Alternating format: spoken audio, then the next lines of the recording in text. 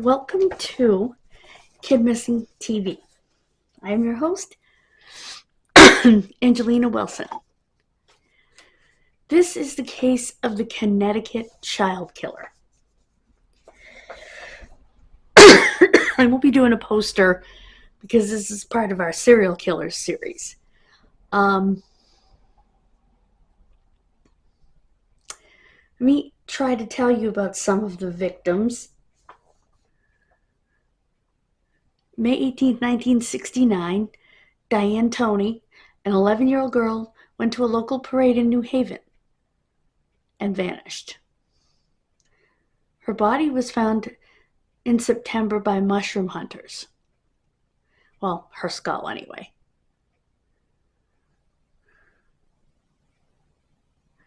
And the rest of her remains were found after a search.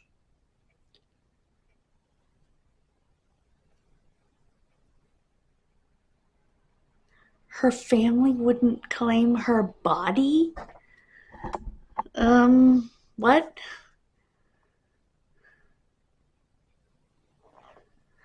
This serial killer murdered 4 girls between the 1960s and the 1970s. On the 27th of May, 1969, Mary Mount, a 10-year-old girl, vanished after playing in a park in New Canaan, just yards away from her home.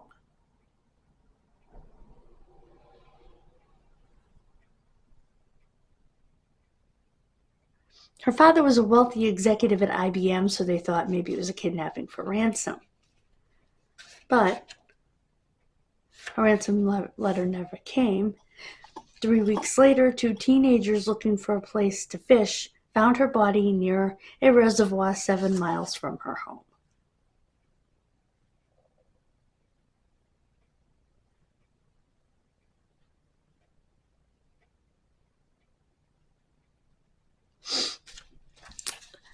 Scuba divers were sent into the reservoir to look for a murder weapon, but they had only to look right next to her head, where a rock was found to have been used to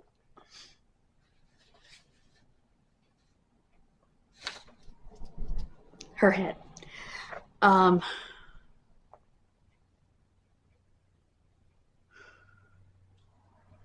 Days after Mary Mount was murdered, Dawn Cave, 14, disappeared on Memorial Day.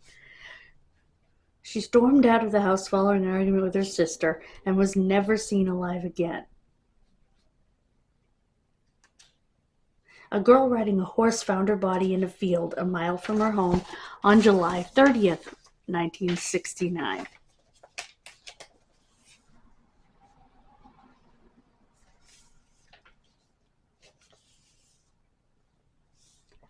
It was at this point that everyone said, wait a minute. All these murders in this short period of time, all of girls, and I'm noticing all of girls wearing polka dots. Or at least 2 of them wearing polka dots. Don't know if that's part of the killer's thing, but they realized that they got a serial killer on their hands. On September 21st of 1970, 5-year-old Jennifer Noon was abducted while walking home from kindergarten for lunch.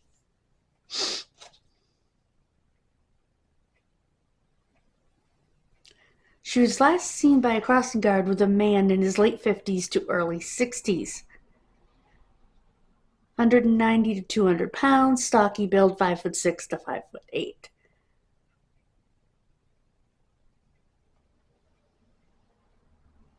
Volunteers found her skull behind a boulder. Wedged in the ground, her head was crushed by a rock. Again, it matches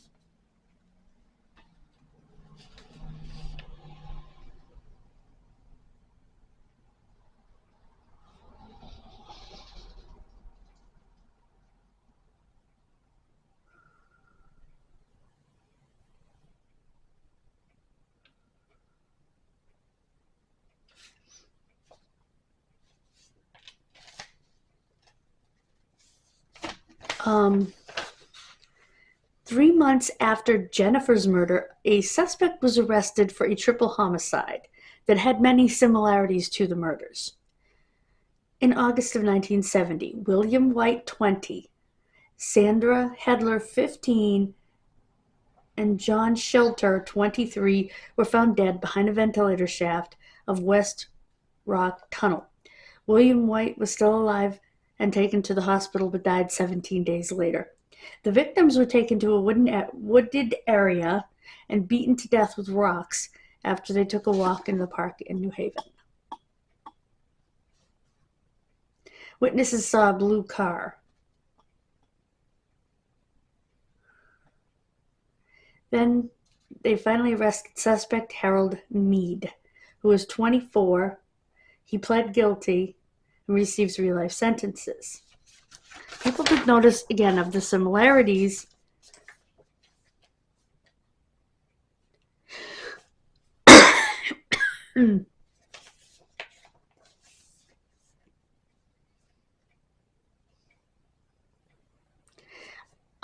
Eyewitnesses claimed that the suspect in these cases was in their 50s to 60s, whereas this man was in his 20s.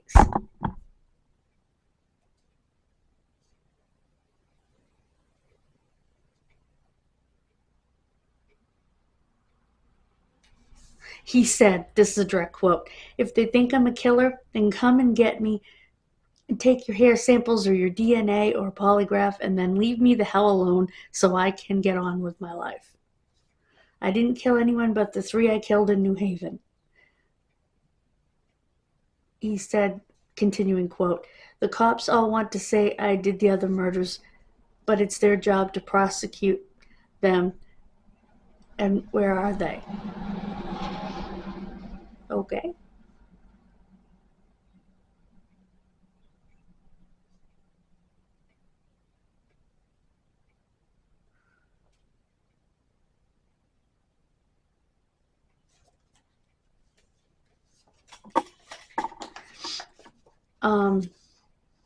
They thought he would stay in prison, so they didn't charge him. They were so wrong. At the time, in Connecticut, prisoners, no matter what their crime, could get furloughs. And he got a total of, over 13 years, he got a total of 184 one-day furloughs and 68 weekend furloughs.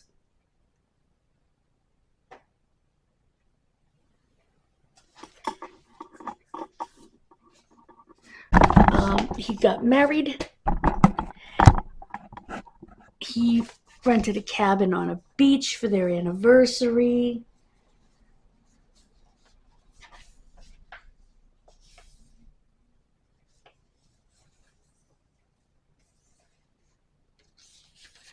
And the body of Linda Rayner, a 43-year-old social worker, was found washed up on the beach.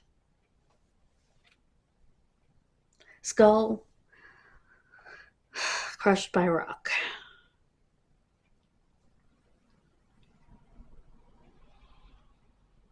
He was never officially a suspect, but he was removed from the furlough program. Did her death costed him his furloughs? No, cost. Costed isn't a word.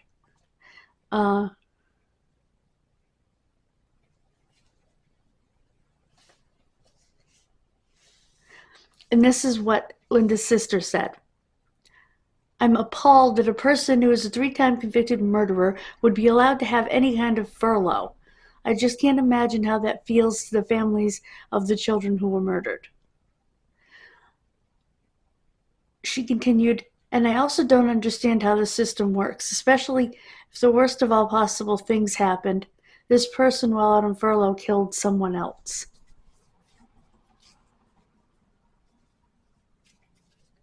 He remained in prison until he died from an illness in 2007.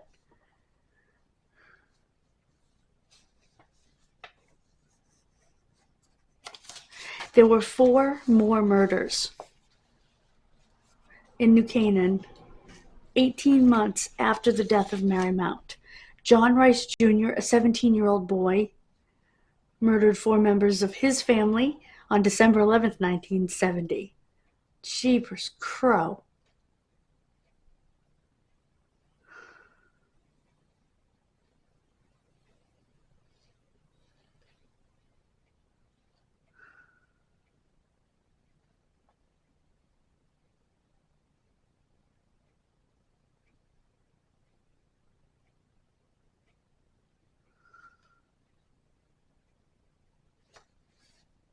Wow. He pled guilty by reason of insanity. Can you imagine his father, John Sr., coming home and finding his wife and two of his children in the condition they were in? Ooh. He was found not guilty by reason of insanity. He went to the state hospital for 5 years, moved to New Hampshire, and never got in trouble with the law again. So maybe he really did wake up in Arkansas with no memory of what happened.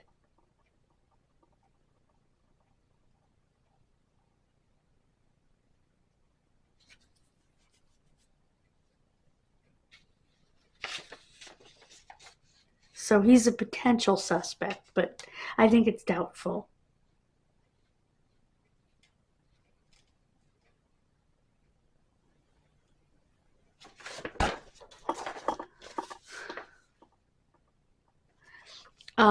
Here's a name we all know too well.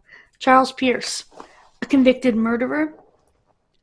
On November 2nd, 1969, he abducted Michelle Wilson, 13, from Boxford, Massachusetts, while she was riding her bike home.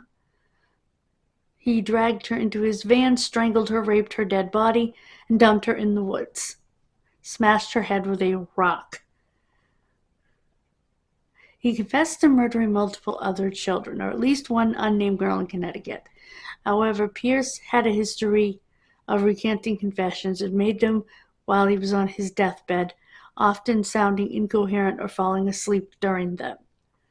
Another serial killer, Haddon Clark, who murdered a girl and a woman who was briefly looked at as a suspect in the murder of Mary Mount. He lived in New Canaan for a time and attended West School. He confessed that he knew Mary and hinted at murdering her.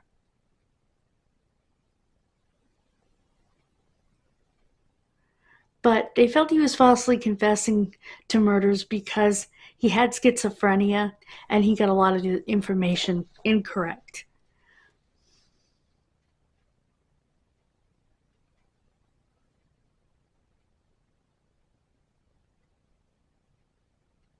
A man driving a white truck attempted to pick up a young girl in Bethany, Connecticut, the town that Dawn Cave lived in. 5 days before her disappearance, he was questioned and released. And there are a few other victims that we're going to talk about.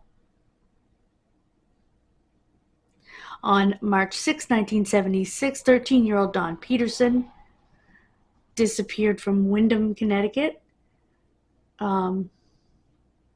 Her body was found at 11 p.m. in an abandoned cellar in the woods by volunteer searchers.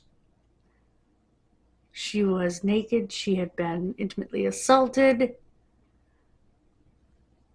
And again, she was murdered with a rock to her head. Her neighbor was charged, but was found not guilty. He was acquitted. I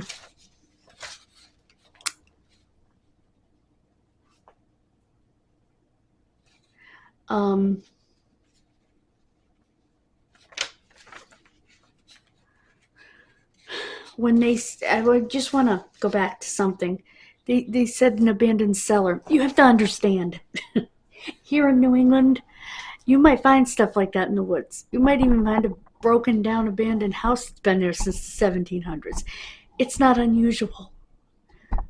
And it would literally be the cellar of a house that's no longer there, that's just wide open and plants have grown in it and everything. It's not uncommon here in New England because of the age of the area that we live in. I mean,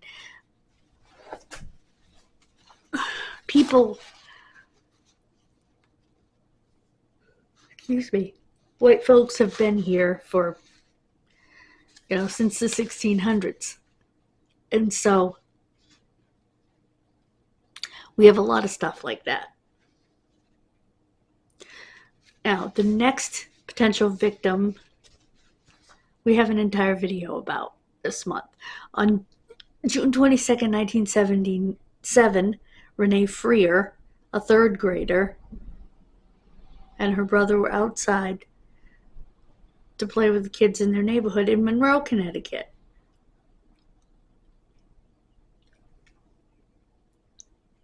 Her brother stopped at his friend's house to play, and Renee kept walking, and then she disappeared. 2 hours later, first responders found her body in the woods 300 feet away from her home. And guess what? She'd been hit in the head with a rock.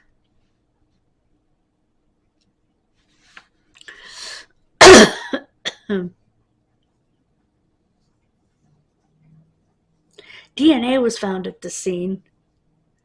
No matches were found, and there continues to be a $50,000 reward in the case. Wilton, Connecticut, 10-year-old. Oh, that was Mary Mount.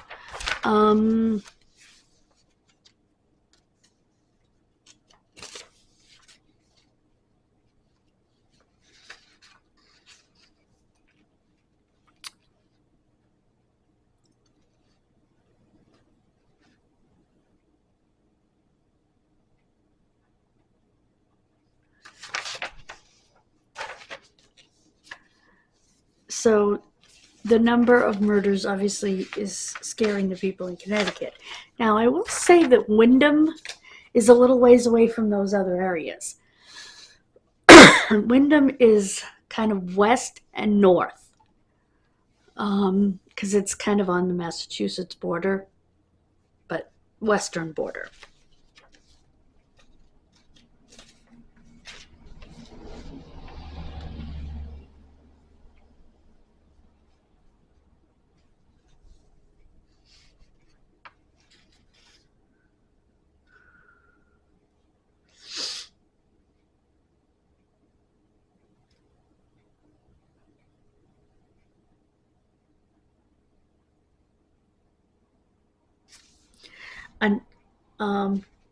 Another set of victims were 2 mentally retarded children from the New Haven Regional Center. And the apparent cause of death, again, head crushed by rock.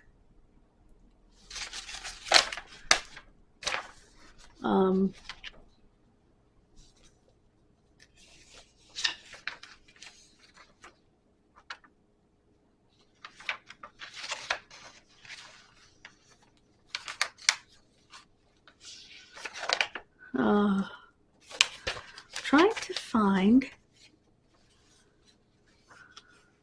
So it doesn't seem like it's Harold Mead. I don't have a phone number for this case. I will say this. I don't think there's any doubt, at least not in my mind, that there's a serial killer of children in Connecticut. And was for a long time. If he was in his 50s or 60s in the early 70s, excuse me, if he was in his 50s or 60s, we'll say 50 in 1970, 60 in 80, 70 in 90, 80 in 2000, 90 in 2010, 100 in 2020. Even if he was 60,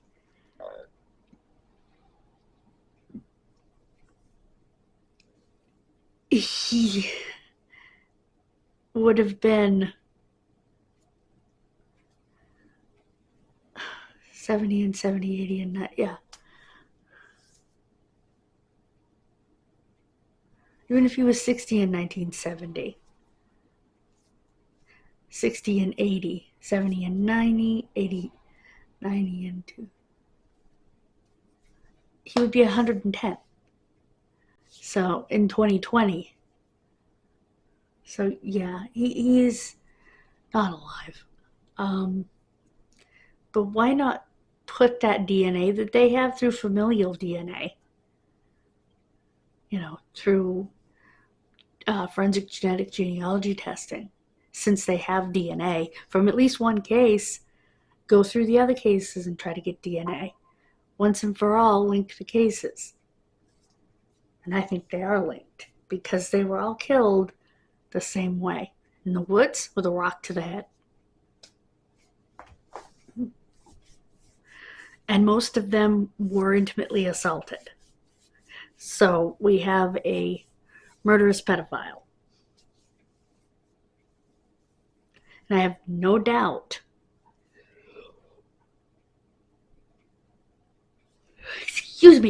that these girls were killed by the same person. Like I said, Renee Freer is one of the cases that we have for this month, and she might be next. Yes, she is.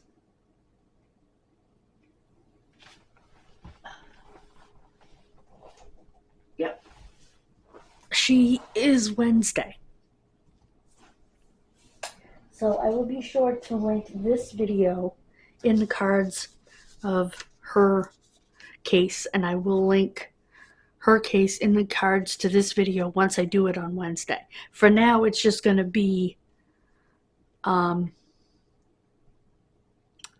best for viewer. Then I'll go back after I upload her case and put that in the links in the cards, in the card for this one.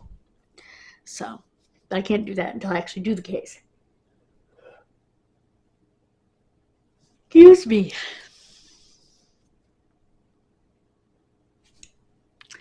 So, thank you so much for joining me.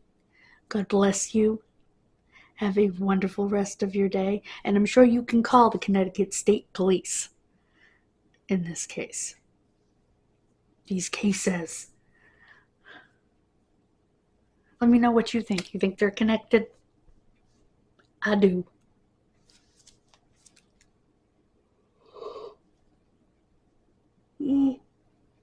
Excuse me. And that means that this triple murderer, Harold Mead, didn't kill them, or at least didn't kill all of them, because he was in prison, even though he was getting furloughs, unless I can match all of his furloughs to the killings, which is highly unlikely, especially since they were on weekends, and I didn't read anywhere these were Saturdays. So he may have killed the woman on the beach, I don't know. Excuse me, because he did have the same MO as the killer, but the woman on the beach was 43 years old, and the 3 people he killed were older than the little girls that were killed. So, God bless you. Have a wonderful rest of your day. Please subscribe. We're trying to get to 500 by the 4th of July. 300 on Punky's World, which is not likely because I've lost a bunch of subscribers over there. Oy. Anyway.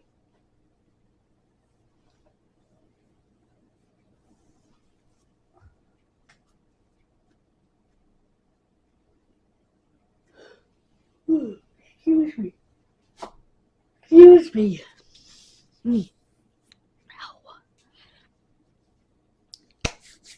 Bye, guys. I will see you Wednesday.